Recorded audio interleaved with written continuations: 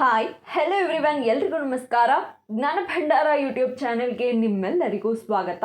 ಸ್ನೇಹಿತರೆ, ಜಠಾಧಾರಿಯಾಗಿ ಸರಳ ಸುಂದರನಾಗಿರುವ ಪರಮೇಶ್ವರನು ಭಕ್ತರ ಇಷ್ಟಾರ್ಥಗಳನ್ನು ಕ್ಷಣದಲ್ಲಿ ಸಾಧಿಸುವ ಕರುಣಾಮಯಿ.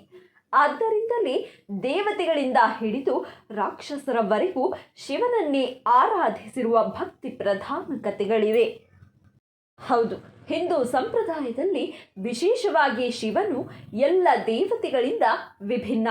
ಭಸ್ಮಧಾರಿ, ತ್ರಿಶೂಲಧಾರಿ, ಹಾವನ್ನೇ ಆಭರಣವನ್ನಾಗಿಸಿಕೊಂಡಿರುವ ಮಹೇಶ್ವರ, ದೇವಾದಿದೇವ. ಚಿನ್ನದ ಆಭರಣಗಳನ್ನೇ ಧರಿಸದೆ ರುದ್ರಾಕ್ಷಿ, ಹಾವನ್ನೇ ತನ್ನ ಆಭರಣವನ್ನಾಗಿಸಿಕೊಂಡಿರುವ ಶಿವ ಸರಳತೆಯನ್ನೇ ಮೈಗೂಡಿಸಿಕೊಂಡವನು. ಹುಲಿಯ ಚರ್ಮವನ್ನೇ ತನ್ನ ಆಸನವಾಗಿ ಕೈಲಾಸವಾಸಿಯಾಗಿರುವ ಮಹಾದೇವ ಭಕ್ತಾನುರಾಗಿ. ಶಿವನನ್ನ ಅಲಂಕರಿಸುವ ಈ ಆಭರಣಗಳು ಕೂಡ ತಮ್ಮದೇ ಆದ ಮಹತ್ವವನ್ನು ಪಡೆದುಕೊಂಡಿವೆ.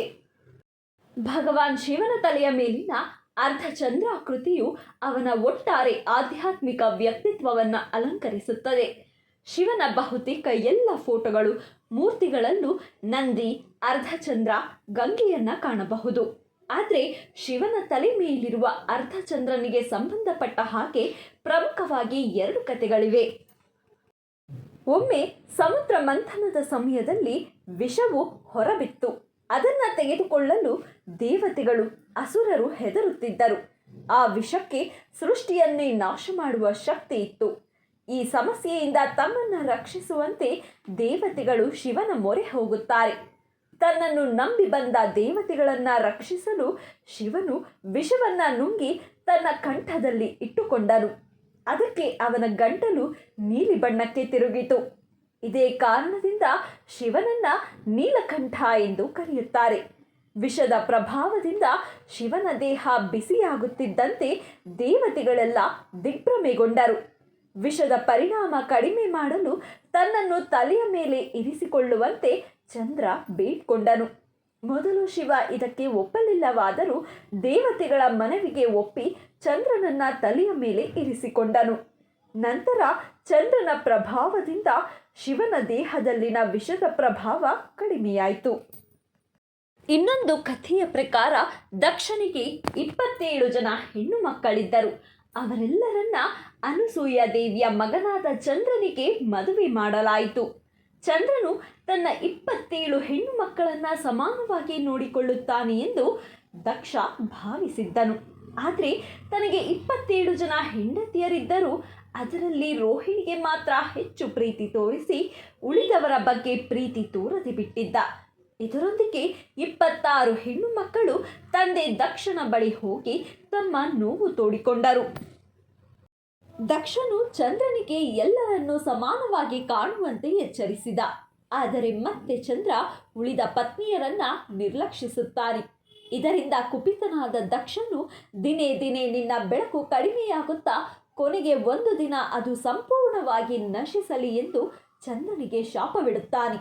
ಇದರಿಂದ ಹೆದರಿದ ಚಂದ್ರ ಶಾಪ ವಿಮೋಚನೆ ಮಾಡುವಂತೆ ಬ್ರಹ್ಮ ಮತ್ತು ವಿಷ್ಣುವರನ್ನ ಬೇಡಿಕೊಳ್ಳುತ್ತಾನೆ.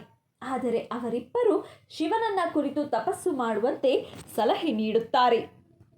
ಚಂದ್ರನು ಶಿವನ ಕೃಪೆಗಾಗಿ ತಪಸ್ಸು ಮಾಡುತ್ತಾನೆ. ತಪಸ್ಸಿಗೆ ಮೆಚ್ಚಿದ ಶಿವನು ಕಾಣಿಸಿಕೊಂಡು ಚಂದ್ರನ ಶಾಪದ ಬಗ್ಗೆ ತಿಳಿದುಕೊಳ್ಳುತ್ತಾನೆ.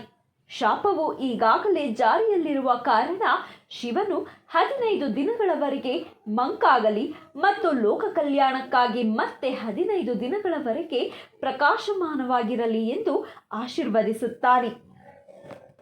ಇದೇ ಕಾರಣದಿಂದ ತಿಂಗಳಲ್ಲಿ 15 ದಿನಗಳಿಗೊಮ್ಮೆ ಅಮಾವಾಸ್ಯೆ, ಹುಣ್ಣಿಮೆ ಬರುತ್ತದೆ.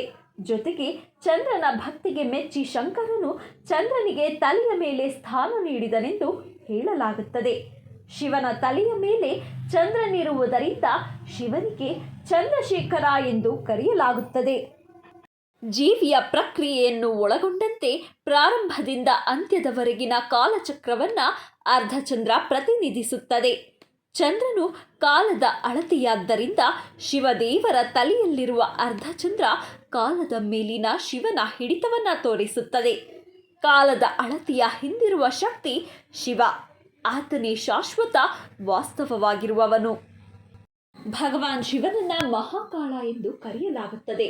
ಯಾಕಂದರೆ ಅವನು ಸಮಯವನ್ನ ಮೀರಿದವನು. ಚಂದ್ರನ ಕ್ಷೀಣಿಸುವಿಕೆ ಮತ್ತು ಬೆಳವಣಿಗೆಯನ್ನು ಶಿವನೇ ನಿಯಂತ್ರಿಸುತ್ತಾನೆ. ಯಾಕಂದರೆ ಅವನು ಸಮಯವನ್ನೇ ನಿಯಂತ್ರಿಸಬಲ್ಲನು. ಈ ಘಟನೆಯಿಂದ ಶಿವನು ಚಂದ್ರಶೇಖರನೆಂದು ತಿಳಿಯಲ್ಪಡುತ್ತಾನೆ. ಶೇಖರ ಎಂದರೆ ಶಿಖರ. ಯಾವುದೇ ಮಾನವನ ಶಿಖರವಾದ ಶಿವನ ಶಿರಸ್ಸನ್ನ ಚಂದ್ರನು ಅಲಂಕರಿಸುವುದರಿಂದ ಅವನನ್ನ ಚಂದ್ರಶೇಖರ ಎಂದು ಕರೆಯಲಾಗುತ್ತದೆ. ಈ ಘಟನೆಯ ನಂತರ ಚಂದ್ರನು ಪಾಠ ಕಲಿತನು ಮತ್ತು ತನ್ನ 27 ಹೆಂಡತಿಯರಲ್ಲಿ ಪ್ರತಿಯೊಬ್ಬರೊಂದಿಗೆ ಸಮಾನ ಸಮಯವನ್ನು ಕಳೆಯಲು ಪ್ರಾರಂಭಿಸಿದನು ಎಂದು ನಂಬಲಾಗಿದೆ. ಅವರು ಪ್ರತಿ ನಕ್ಷತ್ರದಲ್ಲಿ ಸುಮಾರು 1 ದಿನ ಕಳೆಯುತ್ತಾರೆ. ಇದು ಸುಮಾರು 13.20 ಡಿಗ್ರಿ, ಆ ಮೂಲಕ 360 ಡಿಗ್ರಿಗಳನ್ನು ಒಳಗೊಂಡಿದೆ. ನಿರ್ದಿಷ್ಟ ದಿನದಂದು ಚಂದ್ರನಿರುವ ನಕ್ಷತ್ರವು ಹಿಂದೂ ಕ್ಯಾಲೆಂಡರ್ ಪ್ರಕಾರ ವ್ಯಕ್ತಿಯ ಜನ್ಮ ನಕ್ಷತ್ರವಾಗಿದೆ. ಕೇಳಿದ್ರಲ್ಲ ಸ್ನೇಹಿತರೆ, ಇದಿಷ್ಟು ಚಂದ್ರದೇವನ ಕಾರಣದಿಂದಾಗಿ ಶಂಕರನು ಚಂದ್ರಶೇಖರನಾಗಿದ್ದ ಬಗ್ಗೆ. ಇವತ್ತಿನ ಈ ಮಾಹಿತಿ ತಮ್ಮೆಲ್ಲರಿಗೂ ಇಷ್ಟವಾಗಿದ್ದಲ್ಲಿ ದಯವಿಟ್ಟು ಈ ವಿಡಿಯೋನ ಲೈಕ್ ಮಾಡಿ, ಶೇರ್ ಮಾಡಿ. ಹಾಗೆ ಮತ್ತಷ್ಟು ಇಂಟ್ರೆಸ್ಟಿಂಗ್ ವಿಡಿಯೋಸ್ಗಳಿಗಾಗಿ ನಮ್ಮ ಚಾನಲನ್ನು ಸಬ್ಸ್ಕ್ರೈಬ್ ಆಗಿ ಪಕ್ಕದಲ್ಲಿ ಕಾಣುವ ಬೆಲ್ ಐಕಾನ್ನ ಕ್ಲಿಕ್ ಮಾಡಿ ಅಂತ ಹೇಳ್ತಾ, once again thank you guys. Take care. Bye.